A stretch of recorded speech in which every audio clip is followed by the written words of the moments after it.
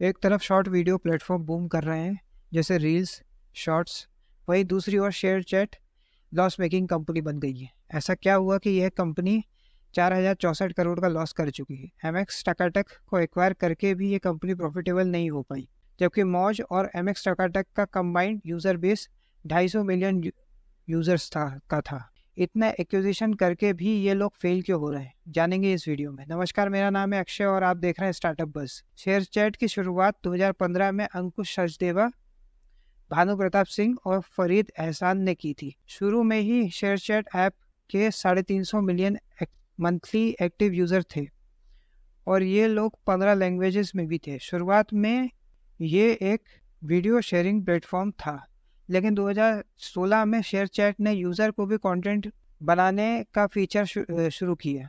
ये open tagging भी allow करते थे जिससे लोग अपने हैशटैग क्रिएट कर सकें। पहला रीज़न है फेलियर का कि इन्होंने ऐसे एक्विजिशन कर लिए कि कोई फ़ायदा नहीं पहुंचा। एमएक्स टकाटक के एक्विजिशन में कंपनी ने $220 मिलियन लगाए, उसके बाद भी इनका एड रेवेन्यू गिरने लगा। माइक्रो इन्फ्लुएंसर भी इनको छोड़कर जाने लगे क्योंकि दूसरे ऐप पर इनको ज़्यादा पैसा मिलता। धीरे धीरे यूज़र रिटेंशन भी कम होता गया, डाउनलोड भी गिर गए, मंथली एक्टिव यूजर्स में भी कोई बढ़ोतरी नहीं हुई। मार्केट डोमिनेंस भी इंस्टाग्राम और यूट्यूब शॉर्ट्स का ही था। मौज साइडलाइन हो गया।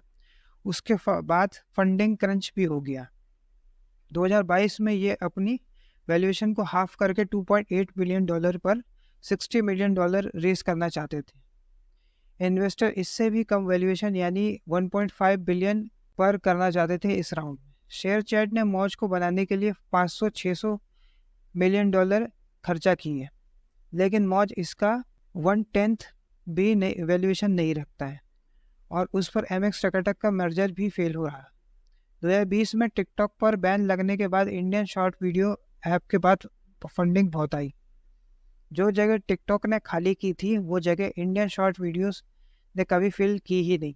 शेयर चैट की पेरेंट कंपनी मोहल्ला टेक ने $1.5 बिलियन रेस किए। वहीं जोश की पेरेंट कंपनी वर्स इनोवेशन ने 1.7 बिलियन रेस किए। इंस्टाग्राम और यूट्यूब ने पैसे खर्चा किए इन्फ्लुएंसर्स को एक्वायर करने के लिए, और इन दोनों ऐप पर आज के समय कंटेंट भी बहुत ही लोकलाइज्ड है, जो कि एक थ्रेट है मौज, रोबोसो, जोश और अदर शॉर्ट वीडियो प्लेटफॉर्म्स पर। मौज का रेवेन्यू बहुत ही स्लो है बिग टेक कंपटीशन के बीच, और इनके पास और कुछ मोनेटाइजेशन नहीं है सिर्फ एड्स को छोड़कर। दूसरे तरीके जैसे सोशल कॉमर्स भी फेल है। उसके बाद इन्फ्लुएंसर भी इंडियन ऐप्स को छोड़कर जा रहे हैं।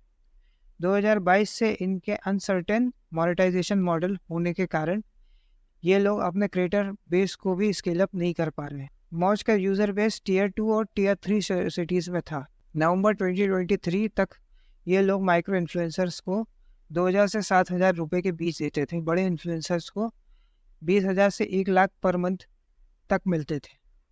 मोहल्ला टेक कंपनी का रेवेन्यू बढ़ा 2023 में 540 करोड़, जो फिस्कल ईयर 22 में 332 करोड़ था। लेकिन एड रेवेन्यू ड्रॉप है, जिसमें मौज का सबसे बड़ा कंट्रीब्यूशन था। एडवर्टाइजिंग इनकम 46% थी फिस्कल ईयर 23 में, जो 80% थी फिस्कल ईयर 22 में। इसका मतलब मौज ब्रांड्स के लिए एट्रैक्टिव स्पेस नहीं है आज के समय में। रियल मनी गेमिंग स्टार्टअप जो फ्रीक्वेंटली ऐड देते थे मौज को, वो 28% जीएसटी लगने के बाद या तो ख़त्म हो गए या फिर इनका रेवेन्यू कम हो गया। D2C ब्रांड ऑफलाइन ट्राई कर रहे थे ग्रोथ के लिए। पॉलिटिकल एड्स से थोड़ा फ़ायदा हुआ शेयर चैट और मौज दोनों को, क्योंकि इस साल जनरल इलेक्शन है। यहाँ भी इनको स्टेबल ग्रोथ दिखाना था, जो इनके पास नहीं है। 2023 में फरीद एहसान और भानु प्रताप सिंह जो को फाउंडर थे, उन्होंने कंपनी छोड़ दी। पेरेंट कंपनी को फैंटेसी गेमिंग प्लेटफॉर्म जीत 11 को बंद करना पड़ा।